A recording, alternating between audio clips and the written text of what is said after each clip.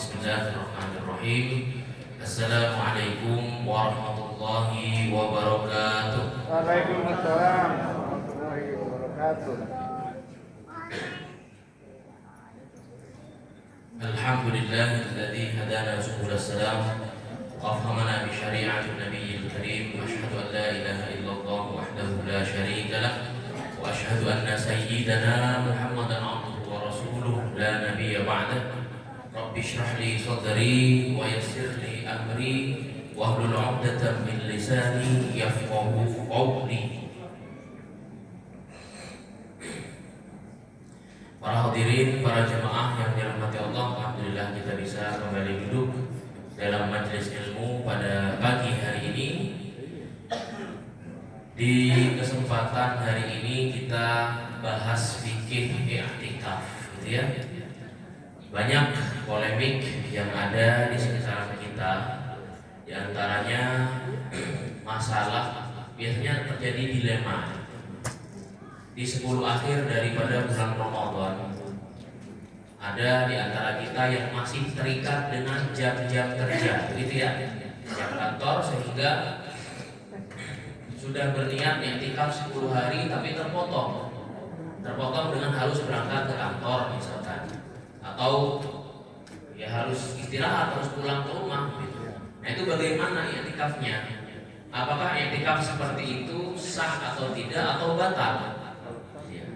Yang jelas ketika orang keluar dari masjid, ini ke toilet aja, itu udah batal i'tikafnya.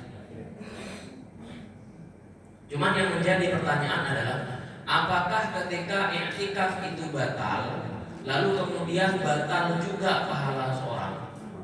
Nah ini, gitu ya. Jadi jangan sampai kemudian, aduh gimana kalau batal? Ya udah batalin aja. Lalu Anda harus masuk kantor, gitu.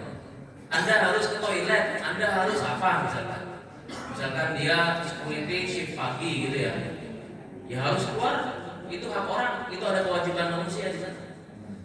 Anda sebagai teller bank, Anda sebagai apa lagi misalkan dosen, ya kalau Anda tidak masuk dolim Anda namanya. Nah, itu ya. Nah di sini kita bahas tentang masalah fikih daripada i'tikaf itu sendiri, durasinya berapa lama dan bagaimana A sampai Z-nya dilihat terkait masalah i'tikaf. Terkait masalah i'tikaf ini ada banyak permasalahan, di antaranya bolehkah i'tikaf di musola, i'tikaf untuk Lailatul Qadar itu harus begadang atau bagaimana?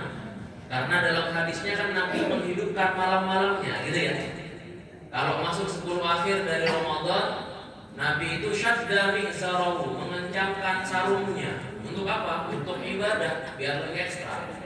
Yang kedua, menghidupkan malam-malamnya. Ini yang sering salah pahami. Hadisnya sahih, hanya kita yang tidak sahih memahami hadisnya. Nah itu dia. Jadi jangan selalu ngotot, hadisnya sahih Ustaz. Sahih itu kan status hadisnya. Nah, kita dalam memahami konteks dari hadis itu juga harus sahih. Dan tidak semua hadis sahih itu bisa diamalkan. Ya, ini saya ngomong kayak gini ntar tidak liberal lagi. Kalau orang usul fiqh pasti begitu Pak, kontekstual. Jadi kayak gini, ada hadis Rasulullah itu bilang begini, la tabda'ul yahuda walan nasara bisalamin fa idza laqitumuhum fit tariqi fatarruhum ila ardiyatihim. Kalau kamu bertemu dengan orang Yahudi dan Nasrani, jangan mulai dengan salam. Assalamualaikum, itu tidak boleh. Kalau selamat pagi, selamat sore, selamat siang tidak apa-apa. Faidah lagi tunggu fitori, kalau kamu ketemu mereka di jalan, faktorruhum ilal biati, dorong mereka ke tempat seperti itu, dorong ke selokan gitu. Nah sekarang pertanyaannya, Anda punya tetangga, samping Anda orang Nasrani, setiap kali ketemu mau Anda dorong. Anda di kantor punya teman orang Nasrani, mau masuk lift, Anda dorong ke lantai 1. Apa seperti itu? Hadisnya sahih. Yang riwayatnya mutawatir, yang meriwayatkan banyak. Sahih loh. Apakah Anda amalkan? Jangan diamalkan di zaman ini. Karena konteks hadisnya ya, itu Rasulullah mengatakan ketika apa? Ketika banyak orang-orang di dalam Madinah, Nasrani, Yahudi, yang membocorkan kelemahan orang Madinah pasca perang Uhud. Jadi Rasulullah bilang ke sahabat, jangan nampak lemah di hadapan mereka. Bahkan kalau ketemu senggol aja mereka. Nah, itu cuma konteksnya seperti itu. Di zaman ini perlu apa enggak? Ya enggak. Termasuk Rasulullah itu bersabda bahwa orang yang keluar dari Islam halal darahnya. Murtad ya. Nah, kan sekarang ngetren tuh artis murtad tuh ya, keluar dari Islam tuh.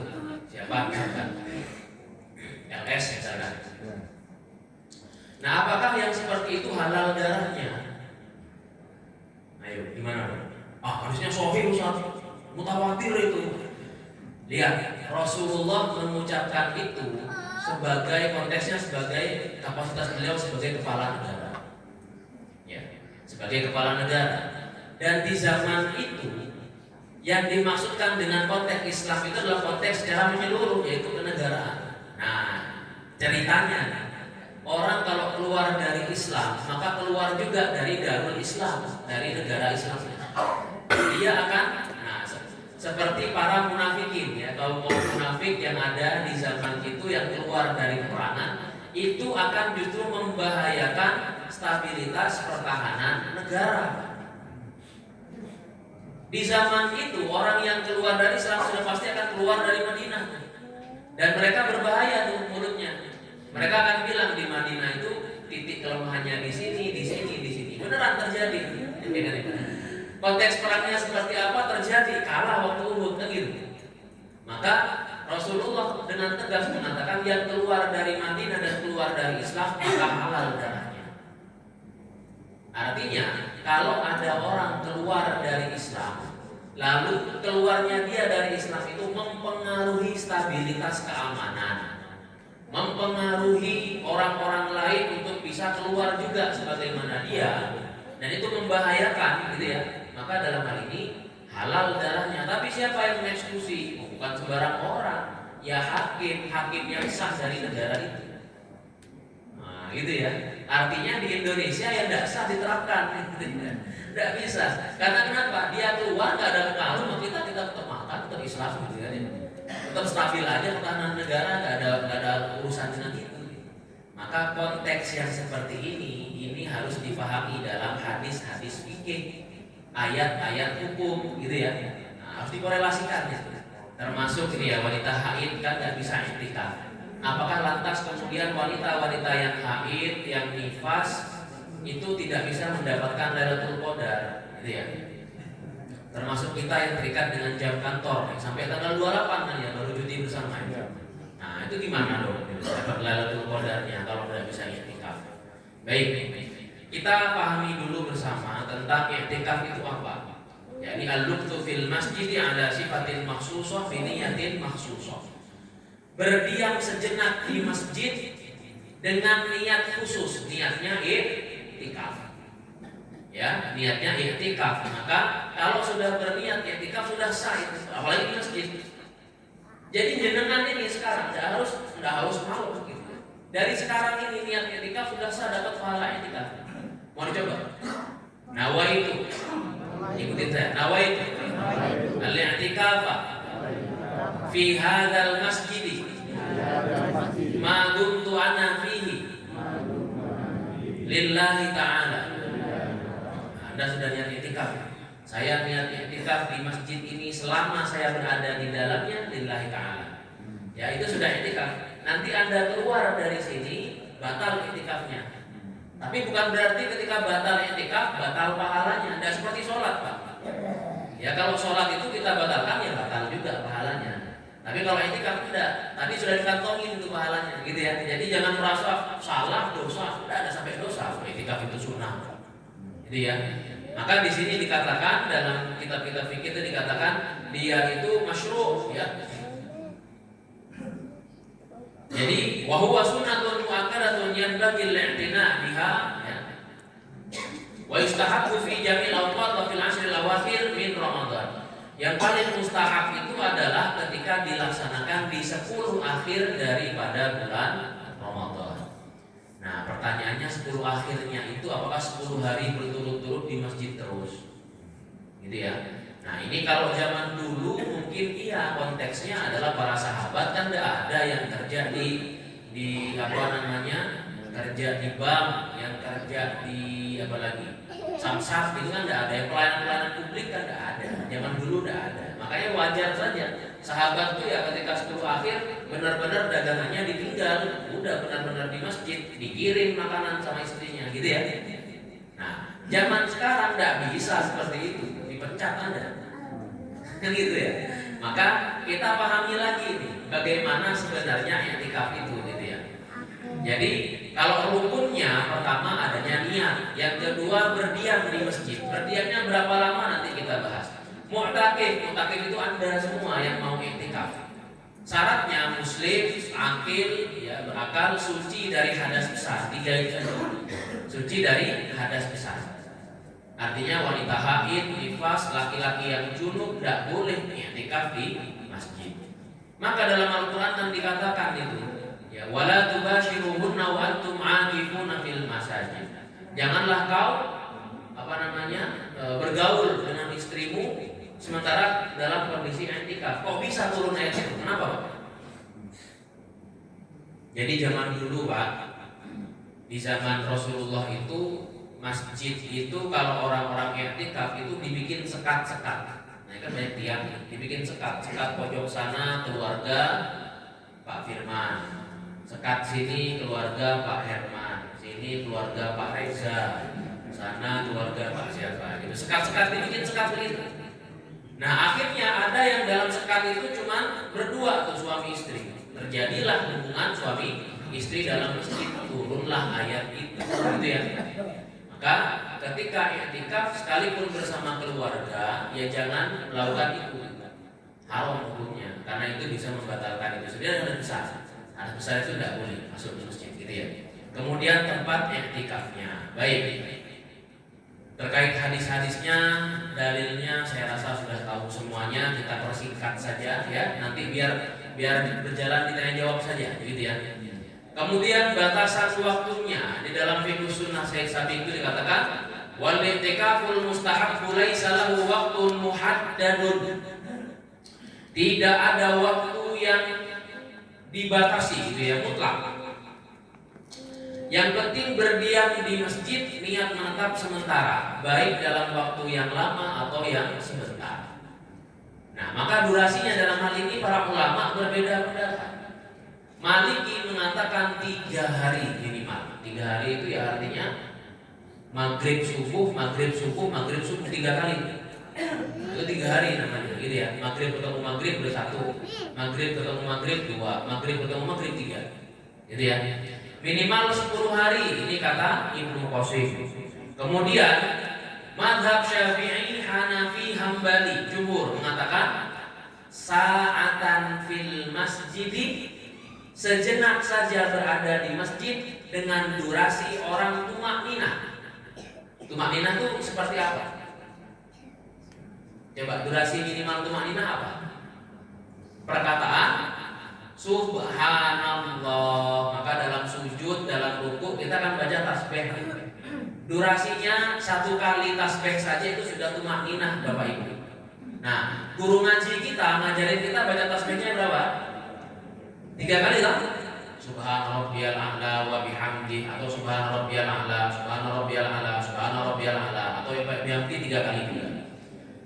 3 kali itu sudah melebihi batas minimal daripada tumakninah, udah baik gitu. Maka tumakninah dalam sholat masuk dalam rukun sholat. Artinya kalau ada orang sholat tidak tumakninah, Allah Akbar ya. Yang seperti itu tidak sah sholatnya. Mau sholat fardu, mau sholat sunnah. Yang di Blitar kan ya, sebut aja sholat fardu Blitar kan. Kediri Blitar itu. Yang sholat tarawih 23 rakaat cuma 10 menit itu tidak sah. Saya berani ngomong itu fikih gitu kan ya. Ya saya orang PBNU Pak, santai aja Pak. Saya orang PBNU, saya berani ngomong gitu karena memang fikih gitu kan ya. Jadi mau apapun alasannya itu tidak sholat namanya. Cuman bakar kalori aja. Ada dokter di sini, ya kan dok ya? Bakar kalori aja ibu biar sehat. Daripada ke gym kan ya. Ya, ada dapat apa-apa. Maka ya sholat itu kalau pengen mau dapat fadilahnya, mau dapat pahalanya sekalipun sholat sunnah ya tetap harus apa namanya? Tumakninah gitu ya. Maka durasi tumakninah di masjid itu Anda duduk di masjid cuma ngomong subhanallah sudah itu Pak. Apalagi duduk seperti ini gitu ya, ada yang ngaji, ada yang dengar taklim dan lain sebagainya. Itu sudah durasi i'tikaf menurut jumhurul ulama. Baik, tempatnya ini beda-beda ternyata. Hudzaifah, ya, Sa'id bin Musayyab itu mengatakan cuma 3 masjid bisa i'tikaf. Masjid Nabawi, Masjidil Haram, sama Al-Aqsa. Selain dari itu tidak sah i'tikafnya, katanya demikian. Kalau jumhur Syafi'i, Hanafi, Maliki mengatakan semua masjid. Di bahasa Arab itu Pak, untuk masjid itu cuma 2 istilah, al-jami dengan al-masjid. Al-masjidu itu semua tempat yang memang diwakafkan untuk sholat berjamaah, sekalipun kecil tempatnya. Nah, kalau versi kita apa namanya? Musola, apalagi langgar, apalagi surau. Itu masjid itu boleh jadikan tempat i'tikaf. Kalau versi Maliki lagi katanya, yang lebih afdol adalah di al-jami. Al-jami itu masjid yang digunakan untuk Jumatan juga, selain daripada sholat 5 waktu berjamaah. Nah ini ya, jadi Anda mau i'tikaf di surau itu sah, di musola tetap sah karena itu masjid, gitu ya. Sepanjang itu diwakafkan, didefinisikan sebagai masjid, masjid itu. Sekalipun di Indonesia namanya musola atau surau, tetap masjid, boleh itu i'tikaf di situ, gitu ya. Baik, waktu startnya bisa sejak subuh, bisa pada maghrib, sebagaimana hadis yang tertera bahwa Rasulullah itu setelah sholat fajar baru kemudian dakhala mu'takafahu, masuk ke tempat i'tikafnya. Jadi tempat i'tikaf itu bukan cuma masjidnya, Bu. Ya Pak ya, ada sekat tersendiri, booking lah di situ satu orang. Ada yang booking sebelah sana, ada yang booking di tengah. Itu mu'takaf namanya, tempat i'tikaf yang berada di masjid. Karena nggak dibikin sekat di sini, jadi lebih luas begini aja nggak apa-apa. Gitu ya. Ba'da maghrib bisa. Yang artinya kalau Anda baru pulang dari kantor, ba'da maghrib masih makan bersama keluarga, nanti baru berangkat tarawih, pas masuk mau isya, ya, masuk masjid mau isya, niatin tuh i'tikaf. Saya niat i'tikaf selama saya berada di dalam masjid ini lillahi ta'ala, dapat pahala i'tikaf.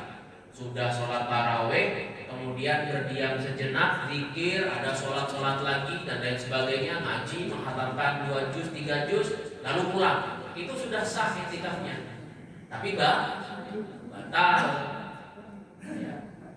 Batalnya i'tikaf tidak membatalkan pahala. Nah ini bedanya sama sholat. Membatalkan sholat, membatalkan puasa tidak sama dengan batalnya i'tikaf. Kalau i'tikaf masih lanjut itu masuk ke rekening Anda itu Pak, ya, ke rekening pahala kita itu udah masuk ke itu, udah sama malaikat. Kok kemudian dari toilet masuk lagi ke masjid, niat i'tikaf lagi, ya dapat lagi pahalanya. Allah itu tidak pelit masalah pahala, santai aja, ya, santai aja, Allah itu tidak pelit, ya. Apa yang dilarang dalam i'tikaf?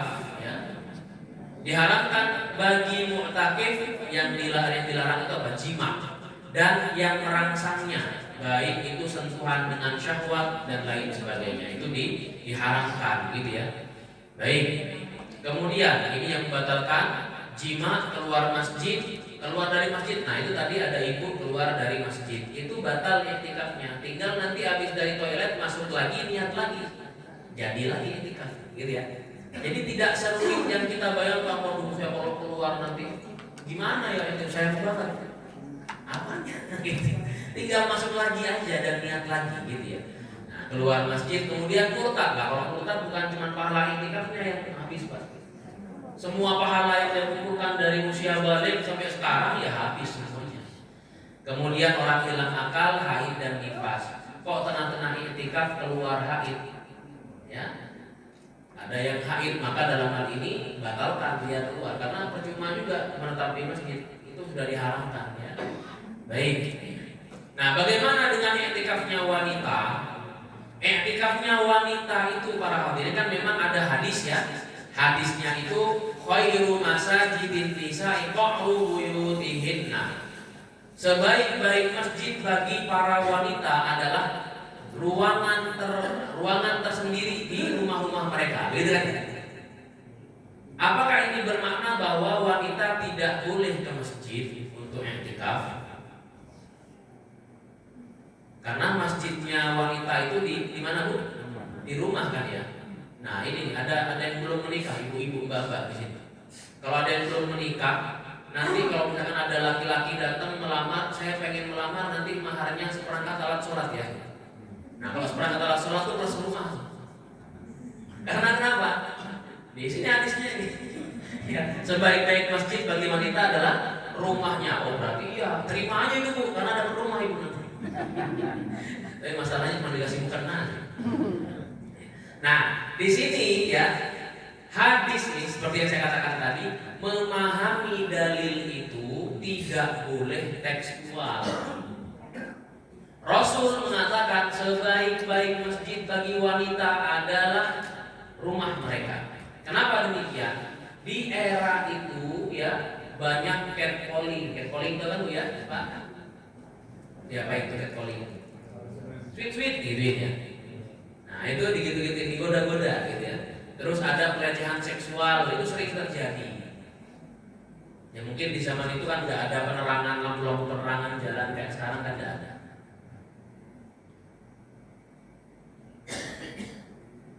Rentan terjadi pelecehan seksual, rentan terjadi perampokan dan lain sebagainya. Maka Rasulullah bilang, yang jauh-jauh dari masjid ini, kalian datang aja ke masjid terdekat kalian. Kan ada itu masjid apa itu ya, silahkan datang ke sana, kata Rasulullah. Jangan kemudian memaksakan diri masuk ke Masjid Nabawi, tidak perlu. Maka ada Masjid Bani Salamah, Masjidnya Mu'adz bin Jabal, Masjid Qomamah dan lain sebagainya itu sebenarnya untuk supaya mengakomodir orang-orang yang jauh-jauh itu. Tapi kalau misalkan rumahnya jauh dari masjid, ya sebaik-baiknya tempat bagi Anda adalah rumah Anda. Nah, ini bagi kata Rasulullah. Artinya, kalau di zaman ini hal-hal yang membuat keamanan Anda itu terancam, binatang buas atau kemudian rampok, copet, khawatir terjadinya pelecehan seksual, maka benar hadis ini berlaku. Anda di rumah saja itu lebih baik bagi Anda. Cuma masalahnya kan Rasulullah juga demikian. Dalam riwayat Aisyah itu dikatakan bahwa setelah Rasulullah wafat, istri-istri Nabi masih melanjutkan membiasakan i'tikaf di masjid. Artinya kenapa? Keamanannya terjaga. Keamanan mereka terjaga. Para wanita-wanita di zaman itu juga sudah terbiasa i'tikaf. Karena kenapa? Keamanan sudah terjamin gitu ya. Nah, ini konteks bukan hadis yang kemudian saling bertentangan satu dengan yang lainnya. Yang satu bilang wanita i'tikaf, yang satu bilang masjid di rumahnya paling utama. Ya. Ini cuma masalah afdoliyah saja. Afdolnya wanita itu di masjid rumahnya. Tapi kalau seandainya ke masjid sini, ke Masjid Baitul Muhajirin kok aman-aman saja, ya sudah di Masjid Baitul Muhajirin tidak masalah. Nah, ini ya, itu terkait masalah i'tikafnya wanita, gitu ya. Jadi pada intinya begini, kalau kita korelasikan dengan konteks di mana kita ini adalah orang yang terikat dengan jam kerja. Anda misalkan pulang dari pekerjaan jam berapa itu? Kalau masa-masa Ramadan itu jam 4 ya. Jam 3. Jam 3 udah boleh. Tapi macet di jalan, nyampenya baru maghrib.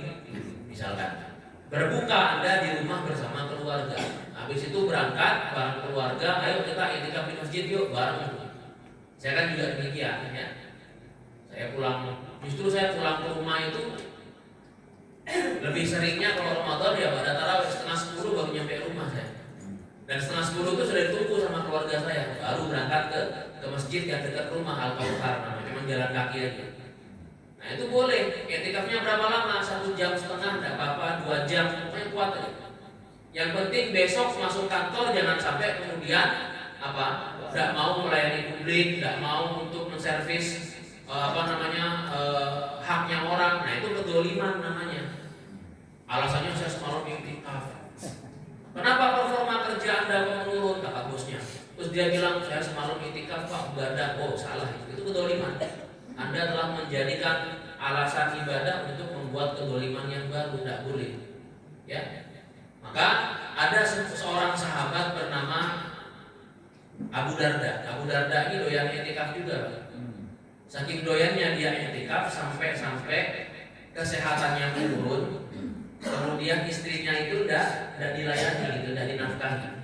Datang Salman ke rumah Abu Darda. Salman datang ke rumah Abu Darda, dilihat loh kondisi istrinya kok kayak gini. Istri Abu Darda, kok kamu kondisinya lusuh begini? Kenapa?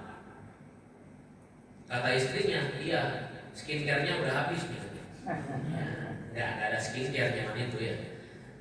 Abu Darda itu doyan banget iktikaf sampai kemudian kesehatannya dilalaikan, termasuk saya juga dilalaikan di masalah nafkah. Maka diberi nasihat tuh. Apa nasihatnya? Inna li rabbika 'alaika haqqo wa li nafsika 'alaika haqqo wa li ahlika 'alaika haqqo fa'ti kulladzi haqqin haqqo. Allah itu punya hak atasmu untuk kau ibadahi.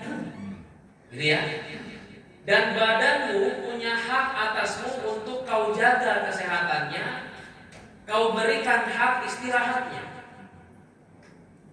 Dan keluargamu punya hak atasmu untuk kau berikan nafkahnya. Fa'ti kulladzi haqqin haqqo. Berikanlah setiap hak itu sesuai dengan porsinya, gitu ya. Sesuai dengan porsinya. Maka kapan porsinya Anda bekerja, bekerjalah semaksimal mungkin.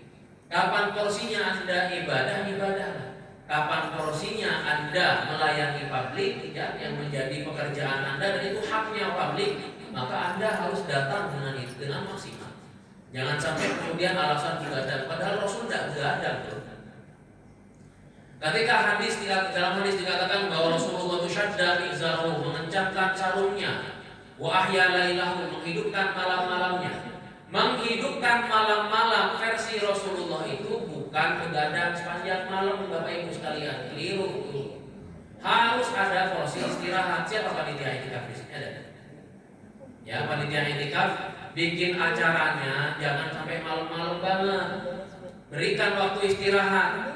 Jadi Rasul itu biasanya begini, habis taraweh, habis isya Rasulullah itu tidak mau ngobrol, langsung tidur. Benci Rasulullah ngobrol setelah isya. Ya. Maka kemudian Rasulullah bangun bisa bangun lebih awal di sepertiga akhir itu, gitu ya. Bangun lebih awal. Nah, di bulan Ramadan ahya lailahu, menghidupkan malam-malamnya, Rasulullah sedikit mengulur waktu istirahatnya. Kalau biasanya tidur jam 9 mungkin diulur ke jam 10 gitu ya. Jangan sampai jam 12 ya, keliru juga itu. Kasihan nanti tubuhnya ya. Jam 10 baru tidur atau setengah 11 baru tidur, kemudian bangun malamnya lebih awal lagi. Nah, ini makna daripada menghidupkan malam. Ya, dalam 10 akhir daripada bulan Ramadan. Ustaz, bagaimana dengan Lailatul Qadarnya kalau kami tidur? Ini ada masalah. Lailatul Qadar itu bisa kita dapatkan dengan amal soleh apapun para hadirin. Tidak harus i'tikaf, tidak juga begadang.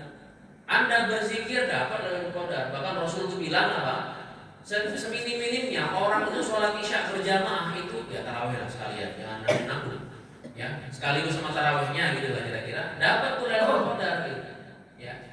Nah, kita kan nggak mau rugi gitu. Jangan sampai malam 10 akhir ini lewat begitu aja. Akhirnya ada i'tikaf di 10 akhir dengan berzikir, dengan sholat lagi diperbanyak, dengan baca Quran di masjid dan lain sebagainya. Nah, itu salah satu cara. Wanita yang haid bagaimana Ustaz nggak bisa i'tikaf? Ya Anda kalau mau dapat Lailatul Qadar bisa dengan zikir, bisa dengan sedekah, bisa dengan amal soleh apapun yang tidak dilakukan di masjid. Kan begitu. Nah, ini barangkali yang bisa saya sampaikan. Selanjutnya barangkali ada diskusi atau pertanyaan, kami persilahkan. Monggo. Ada pertanyaan Bapak Ibu? Silakan pertanyaan. Ada pertanyaan Mas? Singkat. Ini satu lagi. Warahmatullahi wabarakatuh. Yes, sir. Ibu-ibu dulu. Enggak, Bapak dulu, sudah salah. Kita hormati ibu-ibu, Pak. Silakan. Oke. Kalau ada ibu-ibunya. Ada itu. Mic-nya.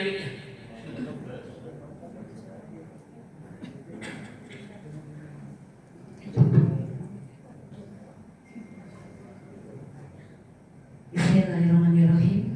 Assalamualaikum warahmatullahi wabarakatuh. Pak Ustadz tadi menyampaikan tentang itikaf, aturannya bahwasanya batas-batas niat itikaf itu larangannya atau mulai berdoa lagi, niat lagi. Yang saya dapat dari ulama, ada beberapa ulama mengatakan bahwa maksudnya gini, kalau masih di lingkungan masjid ke toilet itu tidak perlu lagi, maksudnya maksudnya nggak perlu lagi niat. Jadi kalau keluar dari masjid itu maksudnya pulang itu baru niat lagi. Tapi kalau masih sekitar masjid, toilet, nggak niat lagi katanya begitu. Jadi saya baru dapat dari Pak Ustadz bahwa dari toilet kita niat lagi gitu. Apakah itu yang dikatakan ulama tadi bahwa kita nggak perlu niat lagi dari toilet, itu termasuk dibenarkan? Terima kasih. Assalamualaikum warahmatullahi wabarakatuh. Toilet itu jadi gini.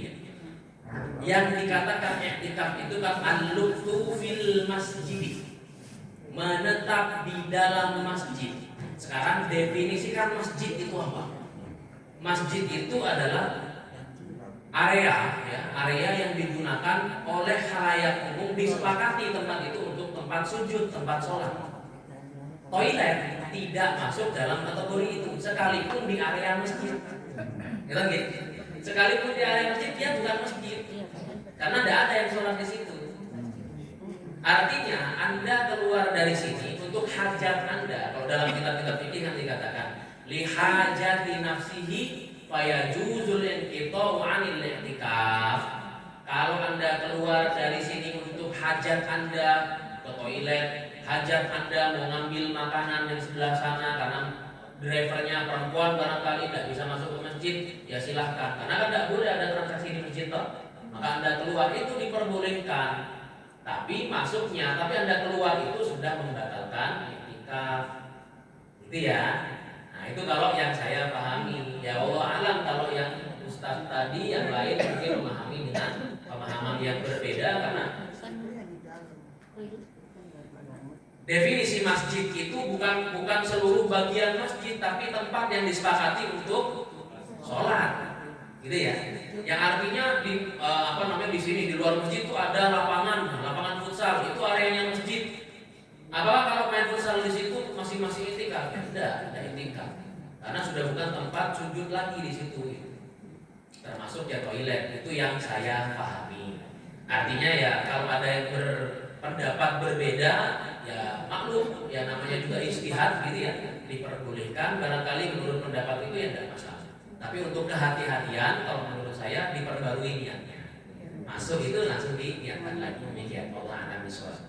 Enggak. Warahmatullahi wabarakatuh. Waalaikumsalam warahmatullahi wabarakatuh.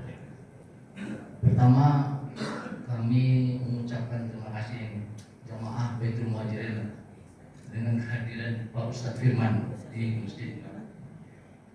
Pertanyaan kami adalah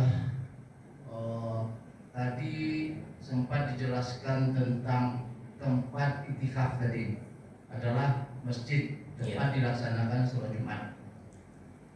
Kemudian kita di daerah-daerah lain itu ada i'tikaf tuh seperti surau tadi ya, musola.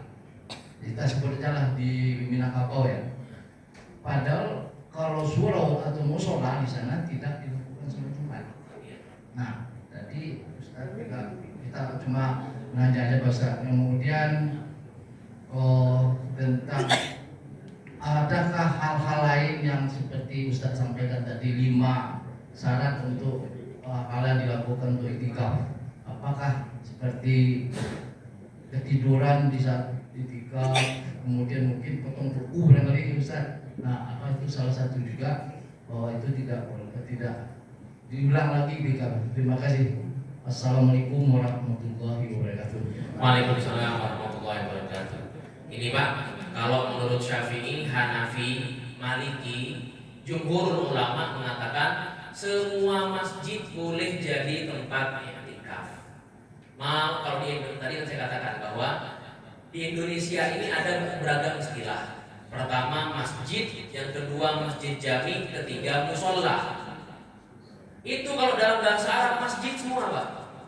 Masjid semua. Nah, masjid apapun bentuknya, seperti apa size-nya, ukurannya, itu masjid sah untuk jadi i'tikaf. Hanya saja mazhab Maliki yang mengatakan bahwa yang utama adalah al-jami, masjid yang digunakan Jumatan. Itu kan pendapat Maliki. Maliki juga tidak melarang orang-orang kalau mau i'tikaf di musola itu tidak masalah, tetap sah i'tikaf. Gitu ya. Jadi mau di musola kayak, mau di surau kayak, mau di masjid seperti ini ya tetap sah i'tikafnya. Yang penting ada niat tuh dan Anda menetap di sini gitu ya. Kemudian yang kedua, i'tikaf tuh ngapain aja sih gitu. Di i'tikaf itu Anda boleh ngapain saja, yang penting jangan maksiat. Kalau kita mau nyari pahala malah maksiat ya. Anda duduk bahkan tertidur di masjid tidak mengadakan i'tikaf. Ya, karena Rasulullah juga di mu'takafnya, di tempat i'tikafnya itu Rasulullah dan para sahabat juga tidur, Pak. Tidak ada begadang itu. Rasulullah dan sahabat itu tidak begadang sepanjang malam juga tidak i'tikaf. Mereka juga tidur itu. Ya. Mereka juga istirahat. Jadi boleh di i'tikaf nih. Ada panitia i'tikaf, lalu kemudian acaranya itu dari pada tarawih, ngaji, khatamin, habis itu zikir bersama, habis itu sholat malam. Tidurnya kapan? Salah yang seperti itu, ya. Ada panitia i'tikaf di sini. Jangan bikin agenda kemudian tidak memberikan waktu istirahat, keliru ya. Ya Bapak Ibu ya, tetap diberikan waktu untuk tidur. Tidur itu tidak membatalkan i'tikaf, tapi Anda berhadas kecil, Anda harus wudu kalau mau sholat. Ya, namanya tidur aja, tidur itu hadas kecil. Itu. Potong kuku boleh pada di masjid? Ya boleh, cuma bikin kotor aja. Jadi gimana? Ya kukunya itu dikumpulin di tisu barangkali atau di plastik gitu ya, sehingga tidak mengotori masjid. Tidak masalah. Tidak ada yang tadi yang membatalkan itu cuma yang saya sebutkan tadi aja. Ya. 5 perkara. Ya, jima, keluar masjid, murtad, hilang akal, haid dan nifas. Selain dari itu tidak. Bahkan kalau Anda i'tikaf lalu bawa laptop lalu nobar nih gitu, nobar final bola Liga Champions itu sah i'tikafnya, tidak masalah. Cuma dia makruh karena kenapa ya? Adabnya adalah masjid dan sah. Gitu Pak. Kenapa saya bilang begitu? Itu terjadi ke saya waktu muda. Ya, jadi kami kuliah di Pakistan, i'tikaf di masjid KBRI. I'tikaf di masjid KBRI, ini final Liga Eropa ini, Liga Euro. Gitu ya. Kalau tidak salah Chelsea lawan Barcelona. Iya. Nah itu gimana nontonnya ini? Akhirnya kami bawa laptop. Teman yang baru mau berangkat tuh telepon, bawa laptop itu. Kenapa? Ya nonton gitu. Nonton kita sambil lihat i'tikaf itu. Ya sah i'tikafnya tidak batal. Cuma ngapain gitu?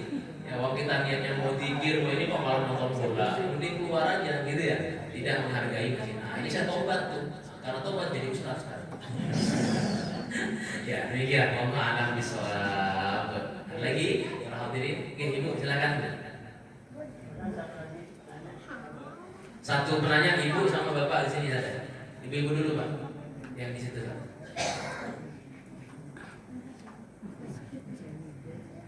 Assalamualaikum warahmatullahi wabarakatuh. Waalaikumsalam warahmatullahi wabarakatuh. Pak Ustaz tadi bilang kan bahwa 5 perkara yang membatalkan i'tikaf adalah dosa. Iya. Di mana orang itu pahalanya akan hilang. Nah, akan hilang habisnya. Pada saat dia kembali lagi menjadi muslim, apakah pahala itu akan kembali? Misalkan dia membuat pahala ini pada saat dia sekarang kembali ke muslim. Pahala yang hilang itu apakah kembali lagi atau memang hilang rusak jadi nol dan akan baru lagi pada saat dia kembali lagi menjadi seorang muslim? Terima kasih. Wassalamualaikum warahmatullahi wabarakatuh. Waalaikumsalam warahmatullahi wabarakatuh. Saya menjawab wallahu a'lam bishawab. Saya tidak tahu kalau urusan itu Ibu ya. Itu hanya Allah yang tahu. Apakah nanti di restart dari awal lagi dari nol ya Pak ya? kayak di SPBU gitu ya. Apakah seperti itu dari nol lagi atau dibalikin lagi? Itu saya tidak tahu ya. Allah alam, saya tidak berani jawab. Baik. Tapi yang jelas kita harus menjaga akidah kita, jangan sampai murtad aja. Ya, baik Bapak silakan. Assalamualaikum warahmatullahi wabarakatuh. Waalaikumsalam warahmatullahi wabarakatuh. Ustaz, tadi saya ingin menanyakan terkait dengan tempat ya. Kan kalau sekarang di kantor-kantor tuh banyak yang mengubah aula jadi masjid, tempat sholat berjamaah, Parkiran juga. parkiran buat sholat Jumat ya. Nah, misalkan pada saat ya sebenarnya terakhir ini kemudian aula itu dan tempat parkir itu dibikin seperti masjid, apakah sah juga sholat itikaf di tempat yang seperti itu? Jadi bukan dedicated dia masjid ya, tapi ketika waktu sholat Jumat dia Incidental, Pak. sholat Jumat, coba Insidentil berarti. incidental betul. Itu yang pertama. Terus yang kedua terkait dengan Lailatul Qadar ya Ustaz ya. Jadi kan kalau orang saya juga saat ini menganggap bahwa orang yang mendapatkan malam Lailatul Qadar itu orang yang sedang beriktikaf. Apakah ada kan sebagai orang yang mungkin karena pekerjaan dia di perjalanan dalam rangka dinas pekerjaan dia itu dia tetap berzikir melakukan aktivitas ibadah ya meskipun tidak di masjid itu membuat caranya saya. Baik, pertama tentang masalah beberapa tempat yang tahu-tahu disulap menjadi masjid gitu ya. Dan itu insidentil, biasanya cuma pakai Jumatan. Saya tuh ngisi kajian khutbah Jumat juga di Plaza Indonesia, Grand Indonesia itu kalau hari Jumat parkiran lantai 4 sama lantai 2 itu dijadikan masjid Jumatan. Kalau Jumatannya tetap sah. Tapi kalau dijadikan tempat iktikaf nggak sah itu. Maka kalau mau mengadakan di aula yang memang bukan masjid, tidak perlu mengistilahkannya dengan iktikaf, bikin aja zikir bersama begitu, atau mungkin barangkali mabit gitu barangkali, ya, mabit bersama, jangan dikatakan iktikaf karena tidak sah istilahnya, gitu ya. Tapi ya boleh gitu, kalau Anda mau bikin mabit di aula itu, kemudian zikir, ada sholat malam di sana, ya silahkan, tidak ada masalah. Yang kedua, apakah orang yang tidak iktikaf bisa mendapat Lailatul Qadar? Semua orang dengan kondisi apapun bisa mendapat Lailatul Qadar. Di antara hal yang paling bisa dirasakan oleh individu, ini individu bukan semua orang, yang ketika mendapatkan Lailatul Qadar adalah kenikmatan dalam beribadah, tidak seperti biasanya. Anda berzikir kok seperti tidak ada sekat zikir Anda dengan Allah. Anda munajat seperti tidak ada sekat antara Anda dengan Allah. Itu kenikmatan dalam ibadah yang mungkin bermakna Anda dapat Lailatul Qadar. Orang lagi safar ya, lagi di atas kapal, jalan ke Lampung. Malam tanggal 27, 23, 21, 19. Misalkan. Dia zikir aja tuh di atas kapal. Tahu-tahu dia menikmati zikirnya, mendapatkan kenikmatan dalam ibadahnya, bisa jadi itu Lailatul Qadar. Maka gimana? Bermunajatlah dengan munajat terbaik Anda saat itu. Jadi siapapun bisa dapat Lailatul Qadar, termasuk wanita yang haid, wanita yang nifas. Zikirnya kok ternyata nikmat di luar dari yang sebelum-sebelumnya. Wah, itu bisa jadi Lailatul Qadar. Mintalah kepada Allah saat itu segala yang baik-baik. Ya, demikian wallahu a'lam bishawab. Baik, cukup barangkali. Kita tutup kajian kita nanti setelah ini, kalau masih ada yang mau nanya kita selesaikan secara adat saja ya. Di luar forum. Baik, kita tutup kajian kita dengan bersama berdoa. Astaghfirullahaladzim, astaghfirullahaladzim, astaghfirullahaladzim. Allahumma anfa'na bima 'allamtana warzuqna 'uluman tanfa'una fid dini wad dunya wal akhirah. Allahumma inna qad istawda'naka bima 'allamtanahu warudhu ilaina 'inda hajatina ilaihi wa la tunsina 'anhu ya rabbal alamin. Rabbana atina fid dunya hasanah wa fil akhirati hasanah wa qina adzabannar. Subhana rabbika rabbil 'izzati 'amma yasifun wa salamun 'alal mursalin walhamdulillahi rabbil alamin. Subhanallahumma wa bihamdika asyhadu an la ilaha illa anta astaghfiruka wa atubu ilaik. Wassalamualaikum warahmatullahi wabarakatuh. Waalaikumsalam.